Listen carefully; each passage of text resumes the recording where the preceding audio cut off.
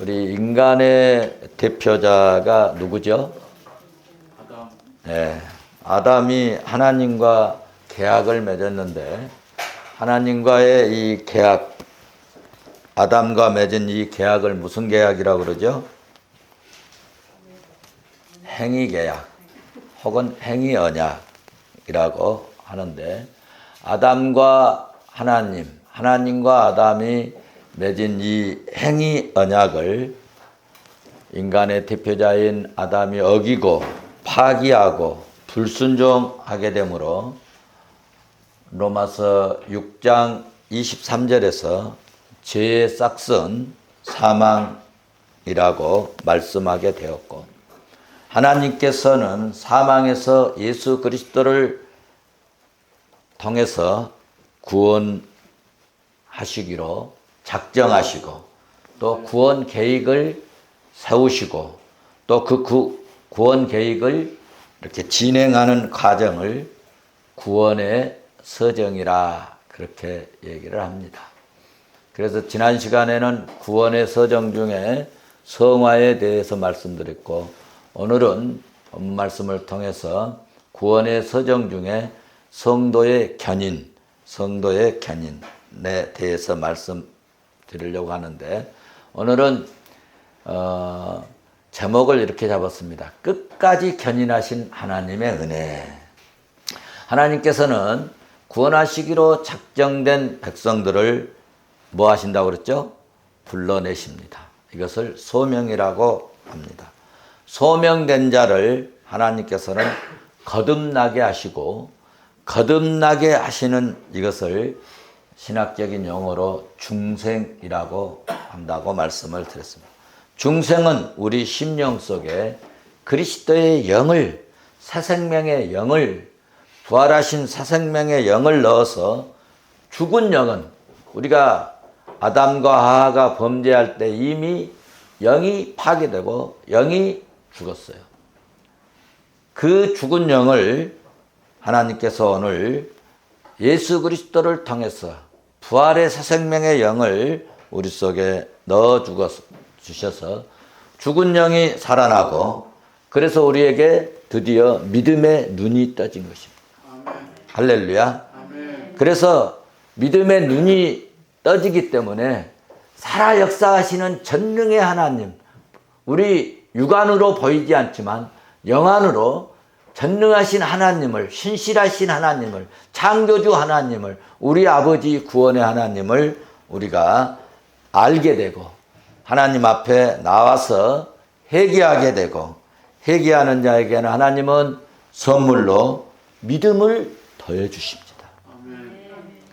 그래서 믿는 자에게는 믿음을 주시는데 이 믿음을 가지고 믿는 자에게는 하나님께서 의롭다라고 칭해 주심으로 우리의 모든 이 아담으로부터 지은 모든 이 죄 문제에 대해서 책임을 그냥 없도록 이 죄책 제거, 그래서 죄의 책임이 없어지므로 하나님께서는 십자가를 지시고 죽은 예수 그리스도를 믿는 자들을 뭘 삼아 주셨어요?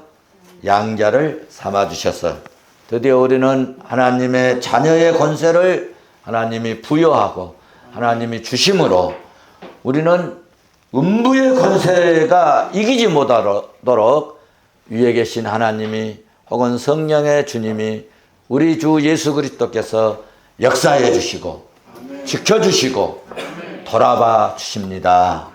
할렐루야. 그러므로 우리는 오늘도 예수 그리스도의 이름으로 세상을 이기고 마귀를 이기고 사탄의 세력도 이기고 승리하게 될 줄로 믿습니다. 여러분 세상 사람들은요 머리 써서 권력에 무슨 총칼로 막 해가지고 이겼다, 우리가 이긴다, 우리가 뭐 이렇게 해서 승리한다. 그런데요 한참 지나가 보면은요 그 머리 쓴 것 때문에 망하는 사람들이 많습니다. 권력 쓰는 것 때문에 망하는 사람들이 많습니다. 그런데 우리는 항복하고 부족하고 연약 같고 그래도 우리는 믿음으로 사는 것이 하나님의 은혜라 축복이다 생각하고 묵묵히 나가면 그것이 여러분 실패가 아니고 패배가 아니고 승리요 성공이요 축복인 줄로 믿습니다.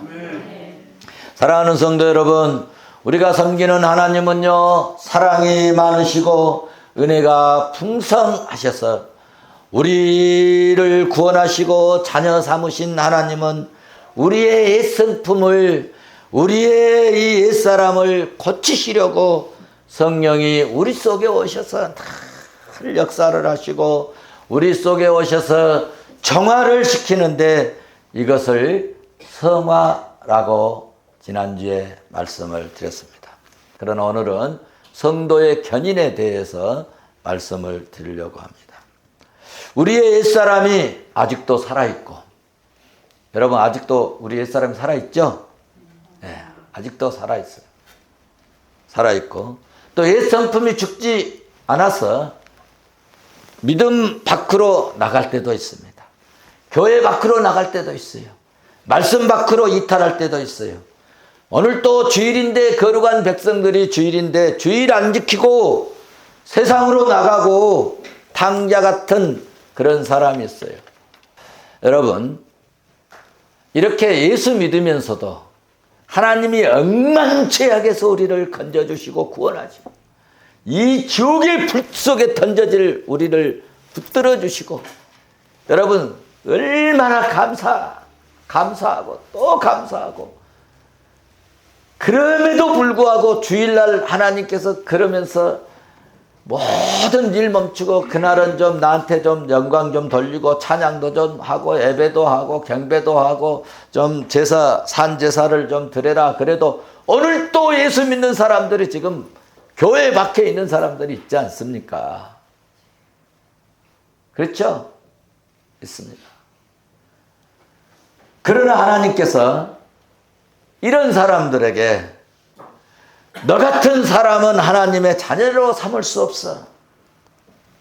버려버려야 되겠어. 그러지 않으시고 하나님의 사랑을 끊어버리지 않으시고 하나님은 사랑이 어때요? 사랑이 많으시죠. 하나님은 은혜가 어때요? 풍성하시죠.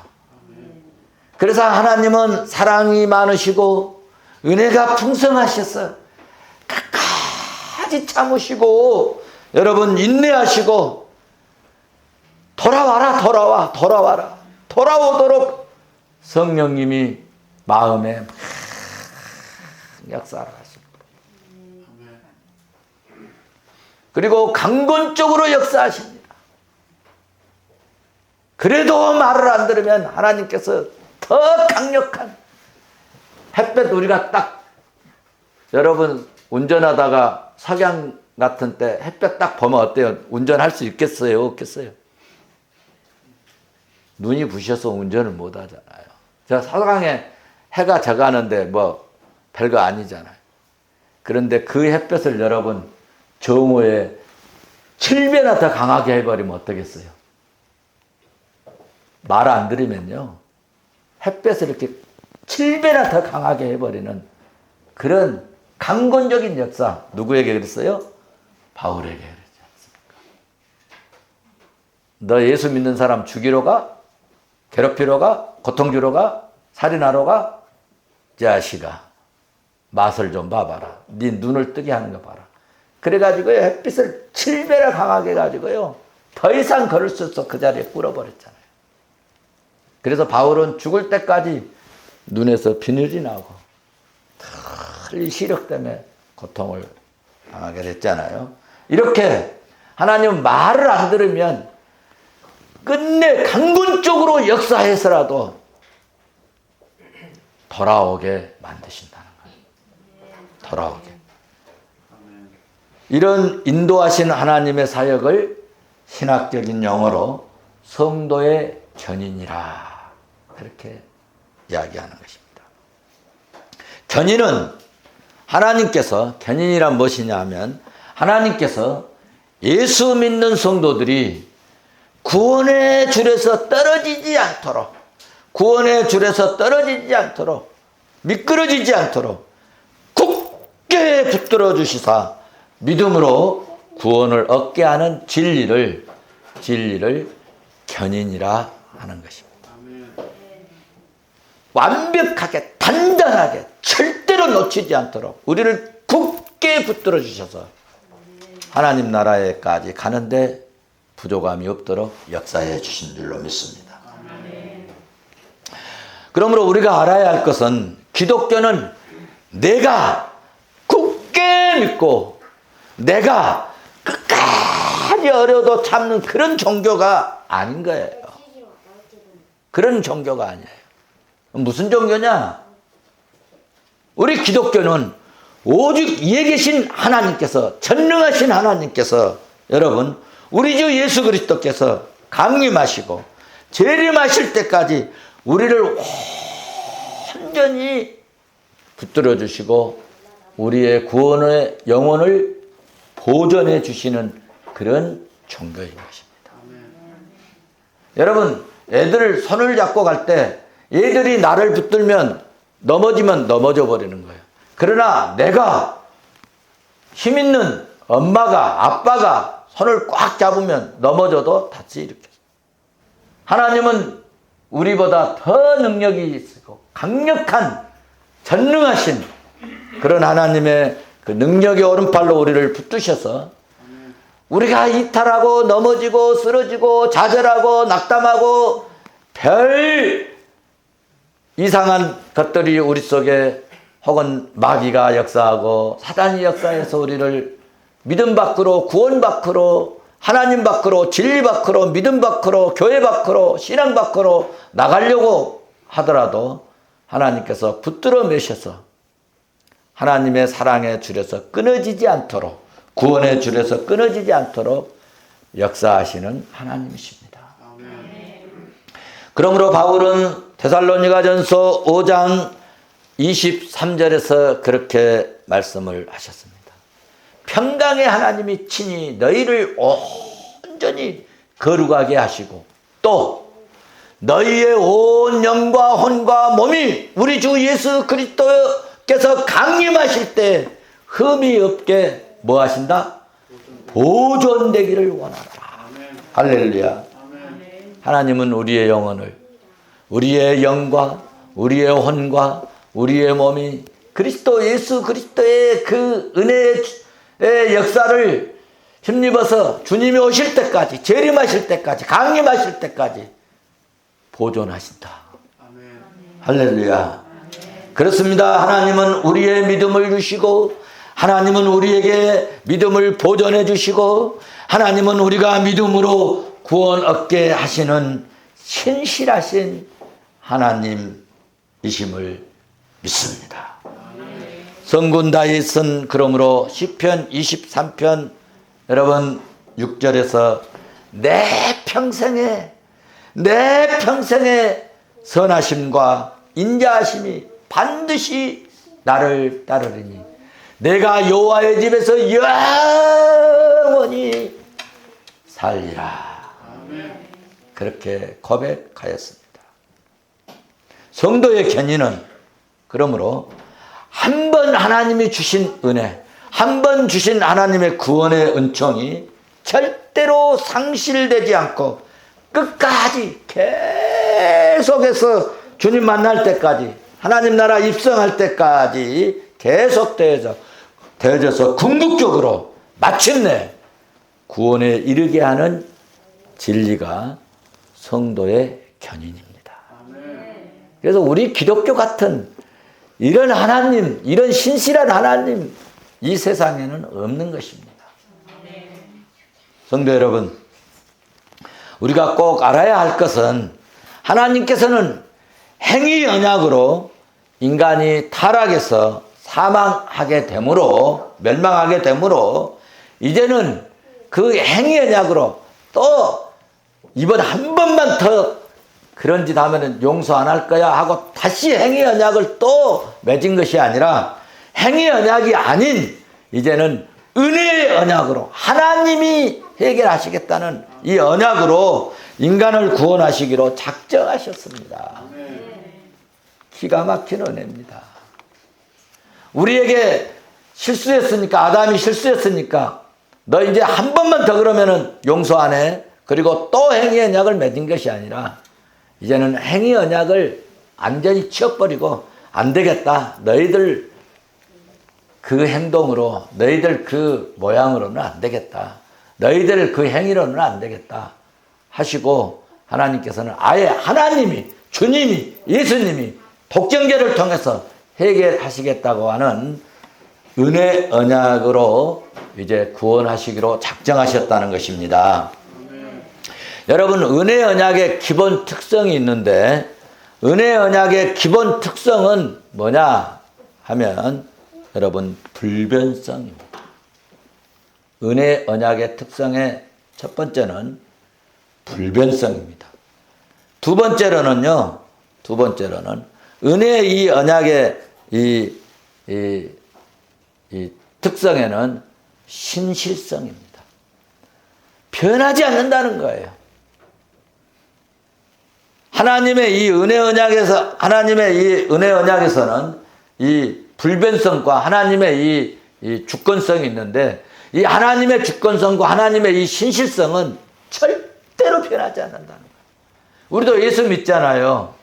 하나님 섬기잖아요. 하나님 형상 닮아가잖아요. 그러므로 우리도 저런 성품이 나와야 돼요. 사람들과 약속하잖아요.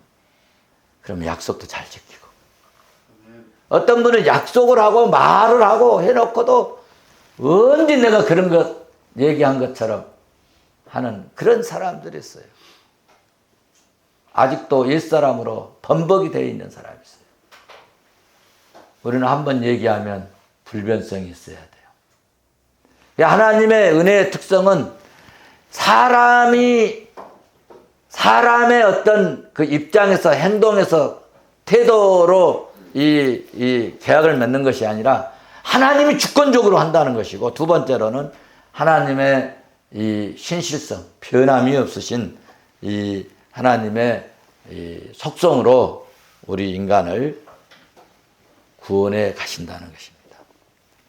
하나님의 이 신실성은 불변성입니다.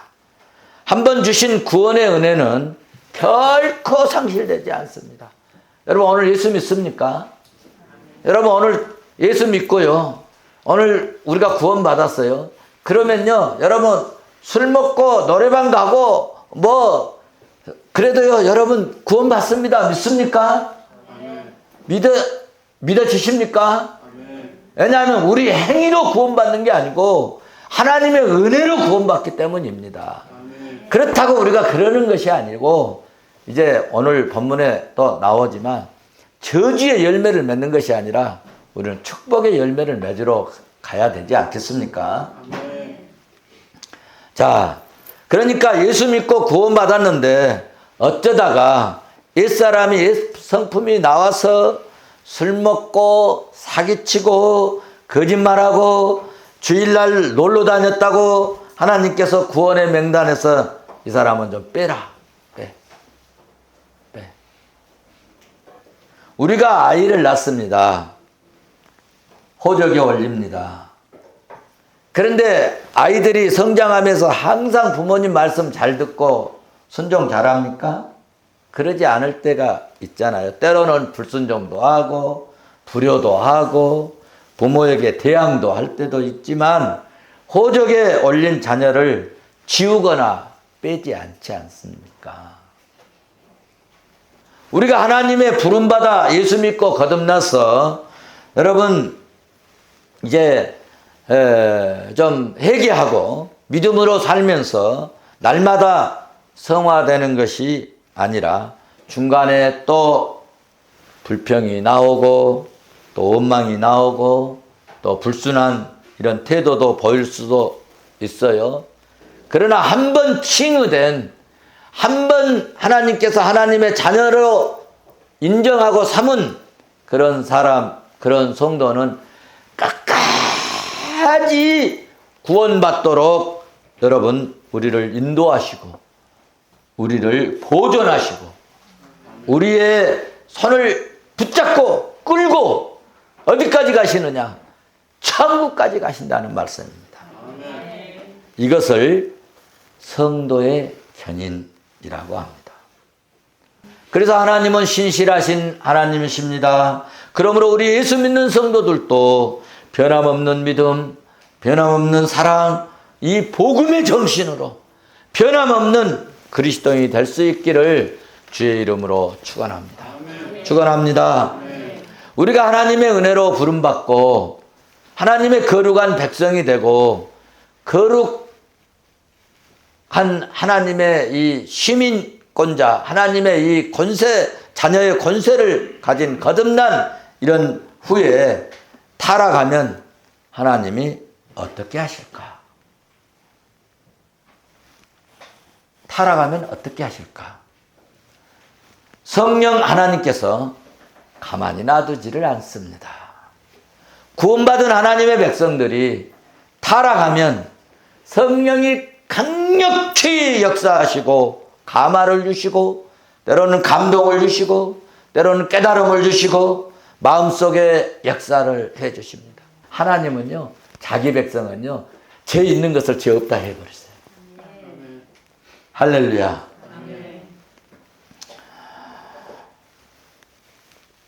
또 하나는 하나님께서 성령으로 감동 주시고 깨달음을 주시고 또 마음을 막 움직이시고 마음속에 역사도 해주시면 그래도 말을 안 듣잖아요.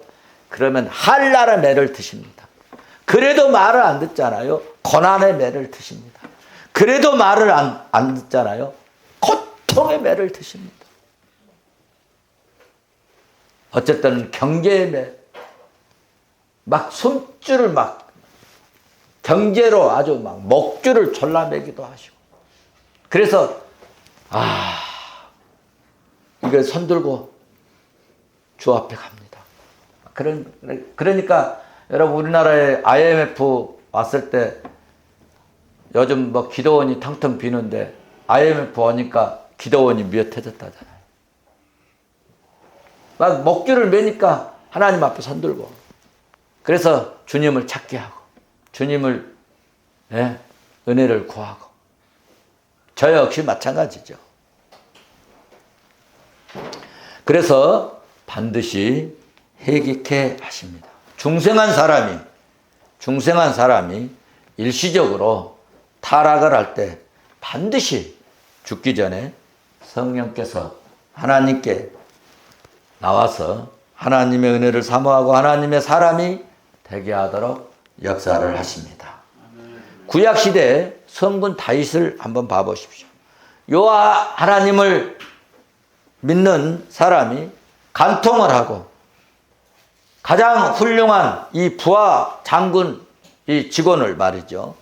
죽이고 살인하는 그런 죄까지 지었기 때문에 율법적으로는 여러분 용서받지 못할 그런 죄인이었지만 하나님은 그를 버리지 아니하시고 회개케 하시고 크고 위대한 그런 이스라엘 민족의 훌륭한 왕으로 끝까지 사용한 줄로 믿습니다. 이것은 하나님의 은혜 언약 때문입니다. 또 신약시대에도 사도 베드로를 봐보시오. 여러분 너무 잘 아시잖아요. 베드로는 수석 제자였습니다. 3년간 따라잡습니다. 그런데 예수님이 조금 힘들어지고 어려워지고 고난당한 것 같으니까 예수님을 부인했습니다. 나는 제자 아니야. 예수님 너 제자잖아. 그러니까 이거 내가 예수님 제자면 내가 저주받는다. 예수님 저주하고 그랬지 않습니까? 그런 사람을 저주까지 한 제자를 여러분 어떻게 여러분 다시 가슴에 품을 수 있겠습니까? 베드로는 예수님을 배신했고 예수님을 버렸고 예수님을 떠났고 예수님을 저주까지 했었잖아요. 그럼에도 불구하고 주님은 베드로를 버리지 아니하시고 끝까지 붙들어 주심으로 그 믿음을 보존해 주셨어요. 성령 충만함으로 선물을 주셨고요. 사도행전 2장에서 불같은 성령, 바람같은 성령, 기름같은 성령을 주셨고요. 그래서 베드로가 설교할 때 3,000명, 5,000명이 회개하고 세례받고 예수 믿는 역사가 일어났지 않습니까?